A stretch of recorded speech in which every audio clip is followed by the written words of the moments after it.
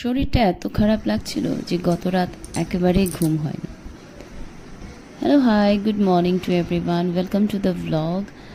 আর সকাল থেকে বৃষ্টির পর হঠাৎ করে বৃষ্টি গায়েব, আবার রোদ উঠে গেছে। মানে ওয়েদারের কোনো ঠিক ঠিকানা নেই। আর যেই হোক, শরীর খারাপ হলেও আমি এবার নিজে কাজগুলোতে ব্যস্ত থাকতেই ভালোবাসি। মানে যদি চিন্তা করতে থাকি যে শরীর ভালো না, তাহলে তো আমি একেবারেই বিছানায় পড়ে থাকবো। যাই হোক, ব্রেকফাস্টে আজকে একটু সবজি হয়েছিল, তো রুটির সাথে ছেলে সবজি খাবে না, সে আমুল দুধ আর চিনি দিয়ে খাবে। তা কি আর হয় রোজ রোজ?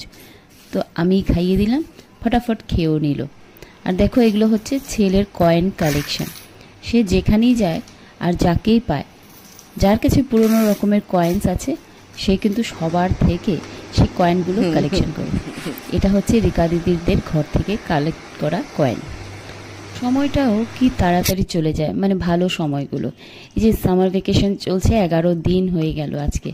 তো লাঞ্চেরও ব্যবস্থা করা হয়ে গেল। তো একটু মানে খাওয়ার ইচ্ছে করে। তো দুপুরবেলাটা দেখো, কড়া রোদ, এত রোদ। আর আমি একটু আজকে গাছগুলোকে কাটিং করে সুন্দরভাবে করলাম, কারণ এগুলো কাটিং করে লাগালে আরও ভালোভাবে গড়ে ওঠে। এবার বিকেলে একটু চায়ের ব্যবস্থা, মানে চাটা খেলে একটু ফ্রেশনেসটা লাগে। এদিকে দেখো, আজকে কিন্তু আমি নবরত্ন তেলে একেবারে মাথার তেল তেল করে ফেলেছি। আর এটা দীপজ্যোতির একেবারেই পছন্দ নয়, এইভাবেই মুখটা বেঁকিয়ে রাখে। আমি কিন্তু খুব ভালো লেগেছে, এবং নবরত্ন তেলটাতে একটু ঠান্ডা ঠান্ডা মাথা। তো ছেলেকে নিয়ে আবার বেরিয়ে পড়লাম, কারণ ও চিপস খাওয়ার বায়না হয়েছে।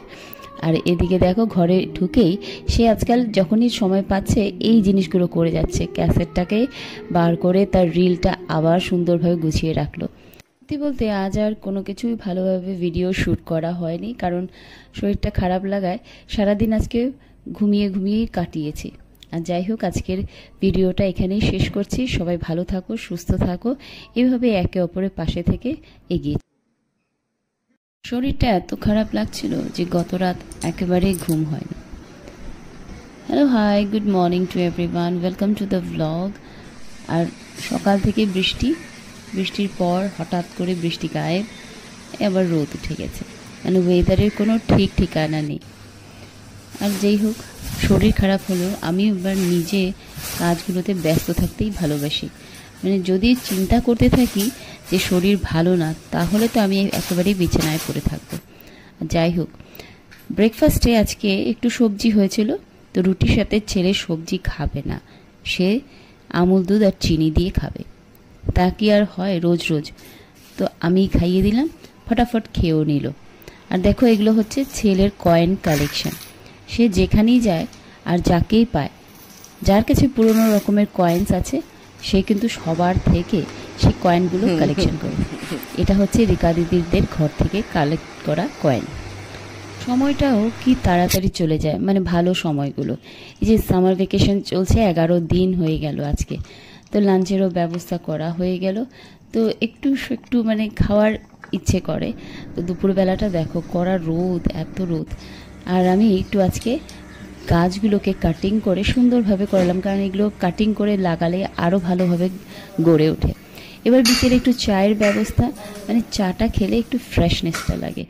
এদিকে দেখো, আজকে কিন্তু আমি নবরত্ন তেলে একেবারে মাথার তেল তেল করে ফেলেছি। আর এটা দীপজ্যোতির একেবারেই পছন্দ নয়, এইভাবেই মুখটা বেঁকিয়ে রাখে।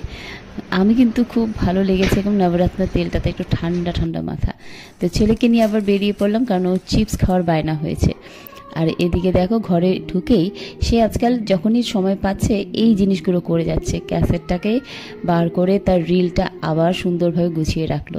সত্যি বলতে আজ আর কোনো কিছুই ভালোভাবে ভিডিও শ্যুট করা হয়নি, কারণ শরীরটা খারাপ লাগায় সারাদিন আজকে ঘুমিয়েই কাটিয়েছি। আর যাই হোক, আজকের ভিডিওটা এখানেই শেষ করছি। সবাই ভালো থাকো, সুস্থ থাকো, এভাবে একে অপরের পাশে থেকে এগিয়ে।